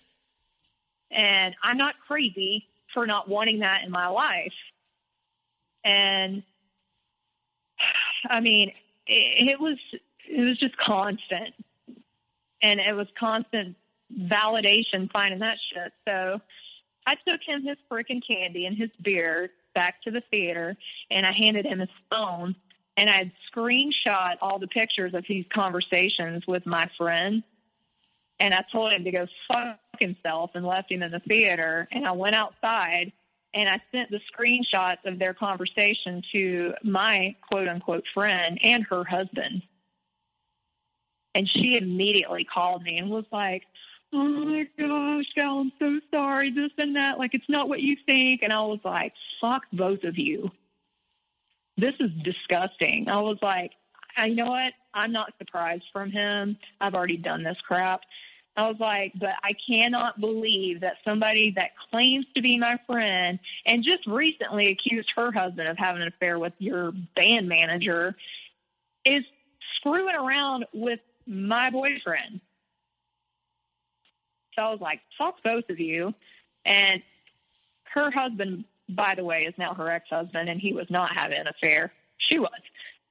So more projection. I'm like, oh, I'm familiar with that because I've been watching it from Dr. Jekyll and his wife, and, you know, trying to cover up all their abuse and their garbage and their lies and crap to make me think I'm insane and I'm the problem here. So completely ended that friendship. We broke up again.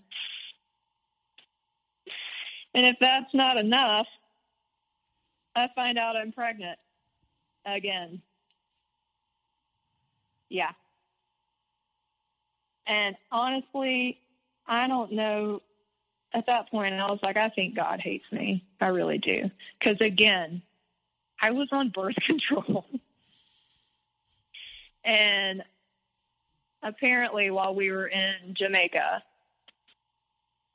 from the timeline of how far along I was, that's when it happened. I got pregnant.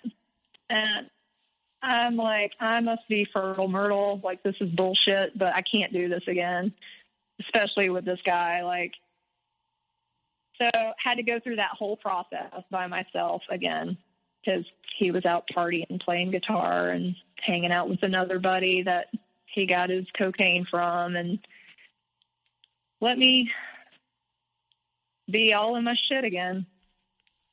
And, yeah, somehow I went back. And honestly, I don't even know why. I think at that point I had just accepted that I was worthless, and this is the best I deserved. And that was the only option, and the little bit of connection and love that I got was all I deserved. And I was no longer, I was a shell. I was depressed. I had no life in me whatsoever. I started struggling at work. I couldn't even focus. My hair started falling out in chunks. I had lost so much weight. I looked sick. And even my friends and my son's dad and family were like, I mean, jaw to the floor, like it was obvious, but I didn't see it. I didn't see it. I thought I was hideous. I was fat. I was worthless. I had insomnia. I had developed such severe gastrointestinal issues. I had stomach ulcers. Anytime I tried to eat, I would throw it up. Not in a bulimic kind of way, just I couldn't keep things down. I was getting really bad migraines. My health was going downhill fast. And my illnesses had gotten so severe. My landlord at my condo ended up no longer wanting to manage it. So he gave his management to my firm, which I was supposed to get a commission for, and didn't. And they raised my rent.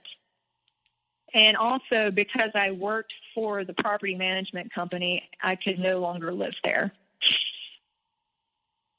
So I had to move. And I had nowhere to move to.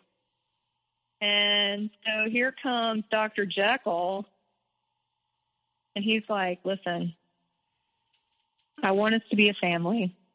Let's buy a house. Blah, blah, blah. I'll take care of you. Blah, blah, blah. All this crap. So I hook him up with an agent that I knew. We find a house, and I was like, listen, this is your thing. You find the house. I'll help you however I can. I'm very sick. I couldn't even take care of myself hardly. And so he buys a house, moves me in. I worked for this property management company for almost 3 months. In those 3 months, I got diagnosed on the same day with rheumatoid arthritis, hypothyroid disease, and I was also told that I was in premenopause because I had not had a period in so long because of probably the stress, but also because of the abortion and the pregnancy. So my system was completely out of whack. And I was 36. I'm like, I'm not premenopausal. That's horse shit. My mom got pregnant at like 46 by accident. And I mean, I'm a side sleeper, but I had to put pillows everywhere because if my kneecaps touched, I would wake up completely bruised, like I had been beaten to death. And I had no energy. I was foggy brained. I was exhausted. So my quality of work was really bad. I couldn't remember anything. I'd have conversations with somebody, and I had to get real good at keeping lists because I couldn't remember anything. Like I was like a zombie walking around. So I lost my job with a property management company and found this holistic doctor who was able finally to diagnose me with, in fact, I did have rheumatoid arthritis and I was hypothyroid. But in addition to that, I started seeing a therapist to talk about all this crap. And she was like, you're being abused. You're being emotionally, financially, verbally, psychologically abused. And you need to get out of this relationship. And I was like, well, I can't. I don't have a job. I'm stuck there. And he kept telling me, you can depend on me. Let me take care of you. Don't worry about your bills. Let me handle it. You're going to be my wife. We're going to have a family. We're all going to be a family and blah, blah, blah, and all this. Meanwhile, back on Earth, he was having a relationship with yet another patient. And I got real tired of him telling me that I was crazy and I was not in reality and I was ridiculous and making it up and they're just friends and she's a patient and he talks to his patients and they're allowed to text him. I'm like, not what she's texting you. So in every effort to assure that I was not losing my freaking mind, I got a tracker. And the tracker also recorded. So I put that shit in his car. Not only was he cheating on me with yet another patient, he was also screwing his intern at his office. I have recordings of his cocaine deals that he lied about. I have recordings of his dates with all these women and listening to their conversations. I could see exactly where he was going every day, all day when he's in his car, when he would call me and say, hey, I got to go to the bank and get this and this co-signed for Crazy X. When actuality, he was going to another bank to get cash out to meet with one of his friends to buy cocaine. So I listened to that whole conversation too. And then he went to visit his family in New Jersey. And while he was there, verbatim, the exact text and pictures and trying to be jokey and silly stuff he was sending me because I couldn't go. He was sending the exact same shit to another patient that he was cheating on me with, who was also married, and her husband was also a patient. And this girl and I had become friends too. He likes to hang out with his patients, which I've learned are new supplies that he's working on. And he likes to be seen with the elite in our community because it makes him look special. And he likes for me to be on his arm and to get all this admiration from young students that he's hitting on in his office because he makes him feel like he's God's gift. And when I stopped giving him admiration and figuring out who he is, then he goes and finds something else. So that was his game, and I started figuring it out. And I had all the texts, the recordings. I remember one day his parents were coming into town, and it was a Friday, and he gets off at 1. And he called one of his buddies, not Matthew, another guy. And I listened to their 20-minute conversation of him leaving work to him going to Buffalo Wild Wings about how crazy I am, how I'm going to fuck him over. Because, see, he's been working on all his flying monkeys and friends for months, smearing my name and saying I'm crazy and telling and saying that he's cheating on me when he's not, blah, blah, blah. When they knew he was, because he's bringing these girls to their houses the day after I leave or we break up, you know, and they're covering for him because they're cocaine friends. And this conversation from this guy, I mean, I thought he was my friend too. I even listed one of their properties for him, but I can't even, I mean, the horrible stuff he was saying about me and my abusive boyfriend agreeing, like, yeah, she's crazy. And why do I keep getting with these crazy bitches and da-da-da-da-da and all this? And not 2 minutes after he hung up from that conversation with me or with him, he called me and he was like, hey, babe, how are you? How you feeling today? And I was like, holy shit, this guy's a psychopath. I mean, it floored me. I mean, just like a switch. And I didn't even know how to respond. I was very short. And at that point, his parents had gotten into town, so they were downstairs. And I was literally upstairs in the bathroom with trash bags, unloading drawers and lightening the load of stuff that I was eventually going to have to pack. So I was like getting rid of shit left and right because I knew I had to get out. And he came home and walked in the bathroom, and he looked at me and his eyes were like saucers because the look on my face, I'm sure it was like, I know. And he was like, what are you doing? Are you leaving me? And like freaked out, started screaming at me. And I'm like literally with a trash bag throwing away shampoo, nail polish. Like I didn't have suitcases out and stuff, you know. And he pitched the biggest fake fit I have ever seen in my life in front of his parents just to make me look insane. And I was like, you need to calm down. You need to calm down. And like his kids were there too. And I was like, please don't do this in front of your children. Like, he was like, you are so mean to me and you're doing this on purpose to hurt me. And I don't know what's going on with you. And I've been so good to you. Meanwhile, I just listened to a conversation of him telling me or talking to his friend about what a piece of shit I am. Like how crazy I am. So I was trying to keep it real freaking cool. And then this is how I came home. I was like, okay, it's official. You were cuckoo for Cuckoo Puffs, and I got to get out of here.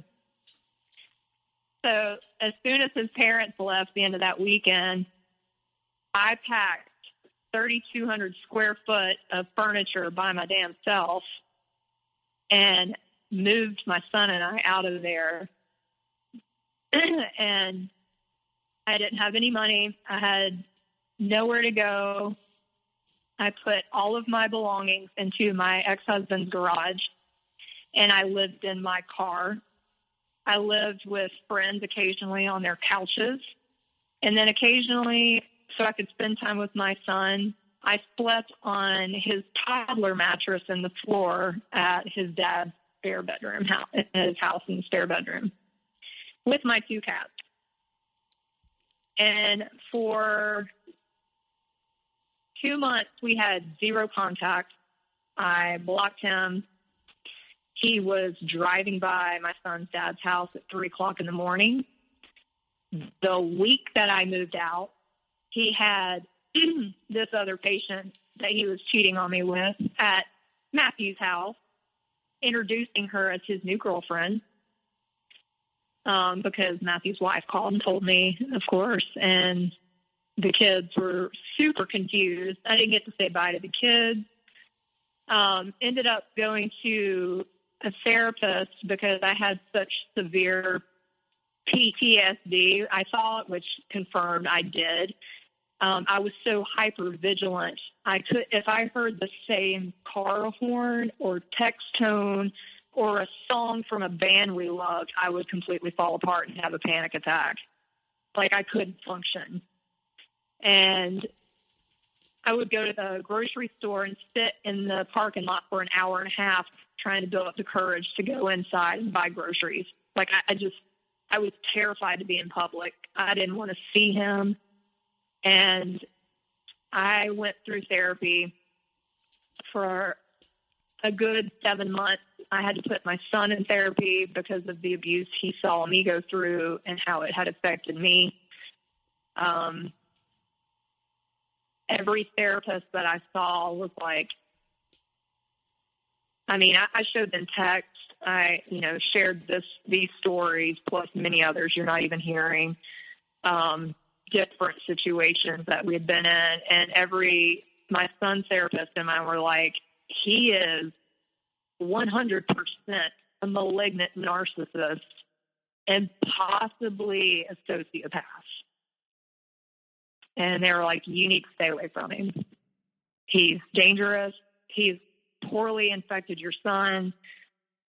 There's no telling what all is wrong with his kids now. Like, what he's doing is illegal. He could lose his license. And, they're like, you might want to get a restraining order. So. Were you finally able to stay away? I was finally able to stay away. And I went back to my upbringing and childhood and really started reconnecting my spirit and my faith and rebuilding that and leaning on God, because at that point, like, I couldn't function. I mean, I was pitiful. I weighed 107 pounds soaking wet. My hair was falling out. I looked a fright. So how has your healing process been since that time? It's been, it's been difficult, but it's been beautiful at the same time.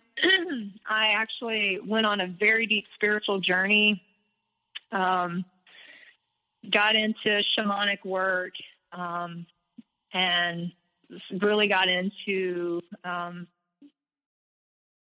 looking into ayahuasca. I've done 4 ayahuasca ceremonies to heal my trauma from this, which has been beautiful. And I mean, it's been over 2 years now,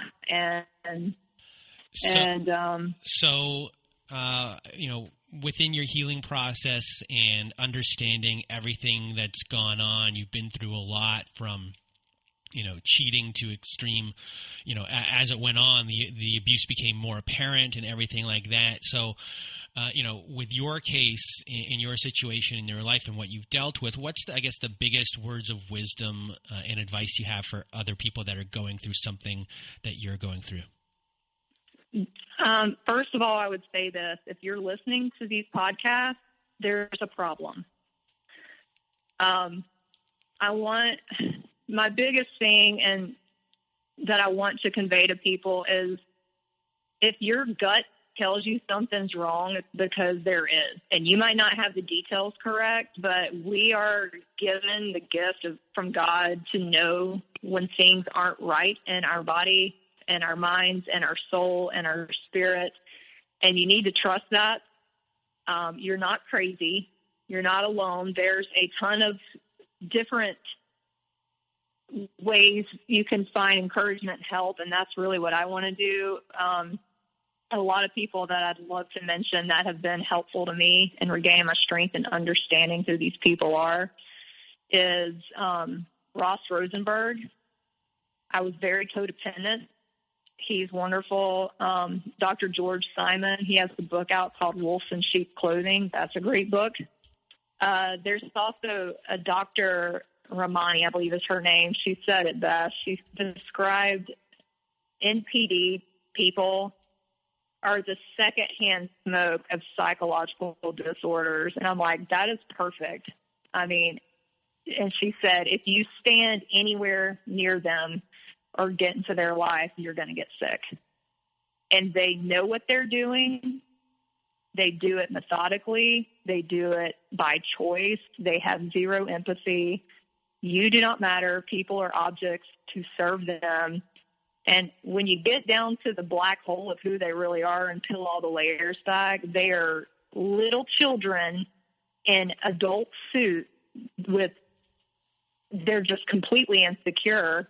They have no idea how to self-soothe or self-regulate, and they will take and take and take and extort and smear your name and destroy your life if you let them. I mean, it took 6 years for me to get out of this, but it's so validating knowing once I figured out who he was and educated myself and hearing these stories that I'm not crazy. I was never crazy. I have value. I have worth. And, you know, my spiritual journey and my healing, I know is extreme to some, but it works and resonates with me. I have a Native American heritage, so I'm grateful for it. And it has connected me to my faith and my relationship with God. And I'm to the point where I see my value through his eyes, not anyone else's.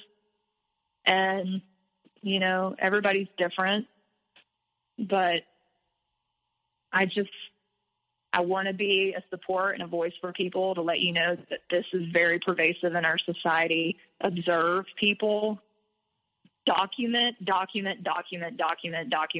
am grateful that I have all the documentation I do, because I could end his career tomorrow if I wanted to. But I'm not that person. He's going to do it all on his own. My heart breaks for his kids the most, and I'm already praying for every woman that's next after me. But you got to get out. You are strong. I mean, you can do it even if you don't have the money. There are people that can help. There's groups like this that I'm super grateful for. Just know you're not alone, and that there's always beauty left in life. You just got to get out of the toxic and find yourself again. And don't let anybody tell you your value other than you and God, because it's all lies. And love does not hurt. Love does not hurt like this. It's not love. It's abuse. Well, gal, thank you for being here with me today and sharing your story. And, you know, from the bottom of my heart, I know you're going to help a lot of people, and I want to thank you for being here with me today. And, you know, you did a great job telling your story. So thank you so much. You are welcome. And for everyone else who is listening, I hope you have a good night.